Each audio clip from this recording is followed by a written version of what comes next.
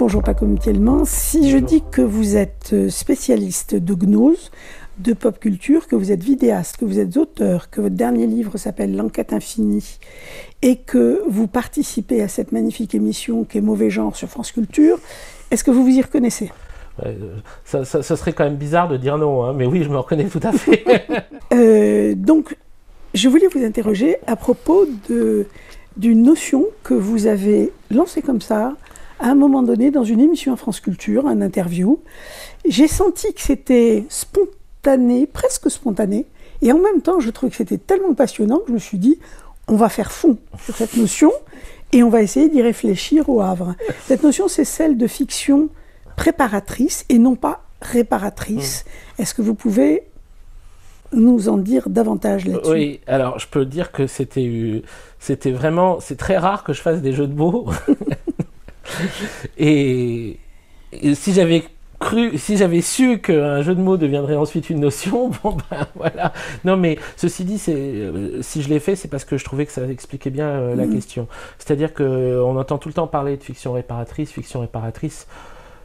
Oui, je vois bien à quoi ça correspond, mais personnellement... Peut-être le définir un peu, peut-être, pour ceux qui ne connaissent pas bien. Mais enfin, en gros, on parle de la fiction comme pouvant réparer le réel, quoi.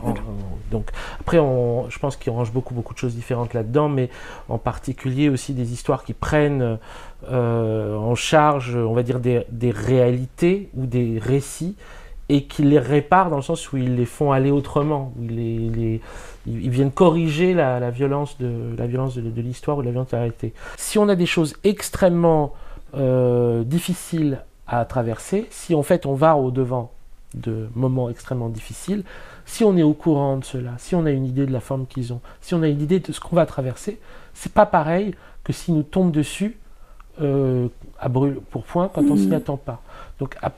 Donc dans ce sens-là, leur fonction, en fait, leur fonction préparatoire, comme ça, elle est très grande. C'est-à-dire que en fait, après, c'est vraiment le statut du spectateur. Bien sûr qu'on peut être un spectateur totalement passif. Je ne sais pas si on peut l'être totalement, mais on peut l'être globalement passif. C'est-à-dire juste avoir besoin de manger de la fiction parce que on cherche le sommeil, par exemple, parce qu'on est fatigué. Mais si on a une véritable passion par rapport à ça, je pense que d'une façon générale, on sait qu'à travers ces fictions, on construit notre futur. On les prend parce qu'elles nous aident à le construire.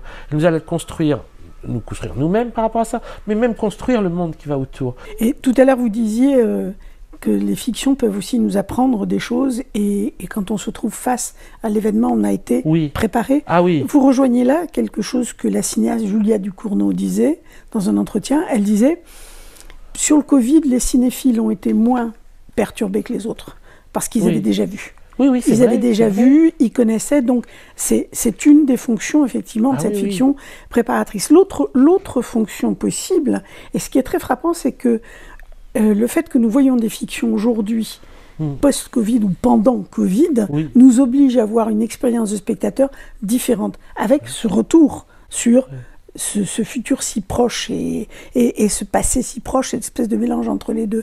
Mais ça pose la question du déni, ça pose la question de comment la fiction se présente par rapport à la catastrophe. C'est-à-dire, est-ce que, et toujours par rapport au spectateur, est-ce qu'elle va être tellement anxiogène que nous allons en sortir pantolants et sans aucune possibilité de réagir, ou est-ce que, comme vous le disiez, elle peut être plus complète et il y a du lumineux dedans qui permet que, sans être mièvre, bien évidemment, je crois vous avoir compris, il peut y avoir l'idée que l'action est possible. Alors, ça c'est très intéressant. C'est mon amie et la co-auteure du livre, Sarah Achtuel, qui dans le livre qu'on a écrit sur The Leftovers, Troisième côté du miroir, parle beaucoup en fait, a posé en fait ce point incroyable de ressemblance. Parce que The Leftovers, ça commence à dater un petit peu maintenant, ça fait quand même quelques années. C'était avant qu'apparaissent des figures clés liées à la crise climatique, telles que Greta Thunberg ou les activistes de Extinction Rebellion. Autant Guilty Remnants, dans leurs espèces d'acting out, peuvent faire penser en amont à certaines choses d'Extinction Rebellion, autant une figure comme la figure de Evie dans The Leftovers qui porte juste cette espèce de petite pancarte où c'est écrit « You understand ». Elle pose juste ça, « You understand ». Tu comprends pourquoi on fait ça.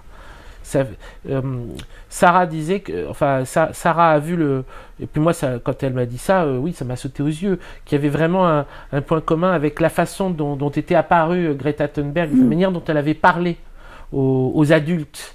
Parce qu'il y avait de ça aussi dans The Leftovers. Je vais juste encore une fois resituer un peu la séquence dont je parle. En fait, dans la seconde saison de The Leftovers, on se déplace et on va dans une ville qui est une ville du Texas où il n'y a pas eu de disparu, où personne n'a disparu. Et donc ils l'ont renommé Miracle.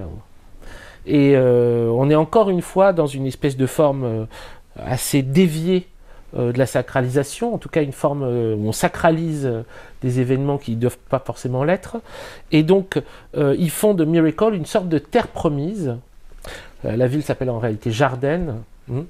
Bon, ça rappelle le Garden Garden of Eden, voilà, Jarden. Ouais. Donc, de Miracle, ils l'ont muré. Ils ont fait un mur autour de leur ville. Alors évidemment, on pouvait penser au mur par rapport aux Palestiniens, mais peu de temps après aussi, Trump a commencé à parler de faire un mur avec le Mexique. Donc l'idée que cette ville, elle crée un mur pour pas que les gens rentrent dedans parce qu'elle a été choisie par Dieu, elle a été élue, etc. C'est très mauvais signe. On rentre dans cette saison avec l'idée, bon, bah, c'est pas sûr qu'on va au meilleur endroit là. Et on va suivre une famille, encore une fois. Parce qu'on va retrouver notre famille, mais on va suivre une autre famille qui a vécu toute sa vie à Jarden. Et dans cette famille, en fait, qui se donne comme une famille, en plus qui n'a pas vécu les 2%, j'allais dire, donc qui va très bien. En fait, c'est la fille rejoint les Guilty Remnants. Elle rejoint les Guilty Remnants. Ils vont casser le mur de la ville. Désolé, je spoil, la série est vieille, il faut quand même qu'on puisse parler. Ce sont des œuvres, on parle des œuvres. Voilà. Donc ils vont casser le mur, ils vont casser la séparation entre cette ville qui se donne comme une ville protégée et le reste du monde. Ce qui, dans toute l'économie complexe de la série, de l'ambiguïté des Guilty Remnants, là c'est plutôt un point positif. Parce que c'est quand même quelque chose qu'on peut comprendre véritablement. Et au moment où elle le fait, cet acte-là, cet acte qui est un acte réel, mais en même temps avec une dimension symbolique, elle porte cette pancarte qu'elle montre à sa mère, « You understand », sachant qu'il y a des histoires d'inceste dans leur famille, donc que c'est à ça qu'elle renvoie aussi. Donc elle renvoie à l'idée de... vous n'avez... parce que dans les sermons de cette ville, il termine toujours en disant nous sommes protégés. Nous avons été protégés. Dieu nous a protégés. Elle dit, nous n'avons pas été protégés. Nous n'avons pas été protégés. C'est ça que ça veut dire. Nous n'avons pas été protégés. C'est pas cette espèce de frontière illusoire qui nous protège. On pense aussi à toute la question des migrants avec l'Europe. Tout ça vient en jeu quand on voit une série comme The Leftovers. C'est pour ça que à ce moment-là, par rapport à toute cette question en fait du déni, la série touche très juste. Elle touche à la fois au déni en tant qu'il y a un déni familial et au déni en tant qu'il y a un déni collectif humain. C'est ces deux faces qu'elle relie. Une dernière question. Le sens de l'Apocalypse, c'est à la fois la destruction et la révélation. Est-ce que vous avez l'impression que The Leftovers est une série post-apocalyptique? Parce que si c'est le cas, où serait la révélation? Oui, elle est post-apocalyptique dans le sens où elle essaye de construire un récit. Parce que la fin est... Enfin, comment dire... la question de la fin a été gérée autrement. Tant pis pour le spoil, parlez-en. Oui. Dans la 3e saison, il y a l'annonce de l'idée que ça va être la fin du monde, etc. Et en fait, ça va pas être le cas. Mais il y a quand même un monde qui va... il y a plusieurs mondes qui vont détruire dans cette dernière saison. Elle est très ambiguë, cette dernière saison. Très, très, très ambiguë. Beaucoup plus qu'elle n'en a l'air. Beaucoup plus quand on la voit. Et encore plus, peut-être que comme... on a pu déjà avec Sarah, on en a exploré des ambiguïtés et je pense qu'il y en a encore d'autres qui se cachent derrière. Mais dedans, par exemple, il y a au moins un monde qui est détruit, qui est le monde imaginal de la série, ou le monde imaginaire, c'est comme vous préférez, imaginal, le terme de Corbin, qui renvoie en tout cas à une dimension qui n'est pas que de l'imagination, mais de la puissance visionnaire. Dans la série, le monde des morts, enfin, dedans, à un moment, on passe dans le monde des morts. Vraiment, le personnage meurt vraiment, concrètement, il est même enterré. Et il fait un tour dans le monde des morts. Le monde des morts qui est présenté de façon totalement terrifiante, tout à fait anormale, hein, dans une mise en scène glacée, une espèce d'hôtel, dans des espèces de récits d'espionnage. C'est vraiment une vision comme on n'a jamais vu du monde des morts. Mais ce monde-là, il est détruit dans la dernière saison. Alors qu'à un moment, il y va et il provoque l'apocalypse de ce monde.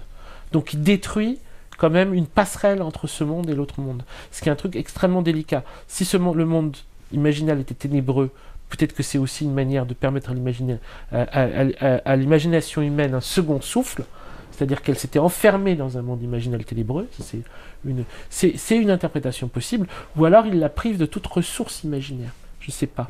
Mais de toute façon, on se retrouve dans un univers où on détruit les dernières possibilités de l'homme de construire même une fiction de la fin. Donc on est dans un monde suspendu à la fin.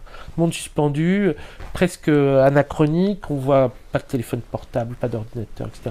Bon, on est au milieu de la campagne en Australie pendant un épisode entier, mais c'est extraordinaire qu'à aucun moment on revoit vraiment à quoi ressemble la civilisation. On s'en fout, quoi. Qu'il y ait une idée, c'est même pas la peine d'essayer. Ce qui nous importe, c'est qu'est-ce que les personnages vont encore inventer. Et le problème, c'est qu'ils recommencent à s'inventer des mensonges, et c'est ça qui rend le truc extrêmement délicat, c'est qu'ils n'arrivent pas à faire autrement que de nier ce qu'ils ont traversé, de nier ce qu'ils ont vécu. Et ça, c'est là où la série devient ambiguë. Mais elle est multifacette, elle n'est pas du tout close. Il y a plein de manières de pouvoir l'envisager.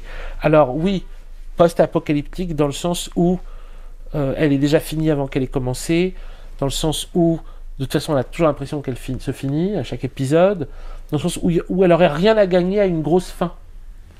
Pareil, Twin Peaks, post-apocalyptique complète à ce niveau-là. Twin Peaks, impossible à finir.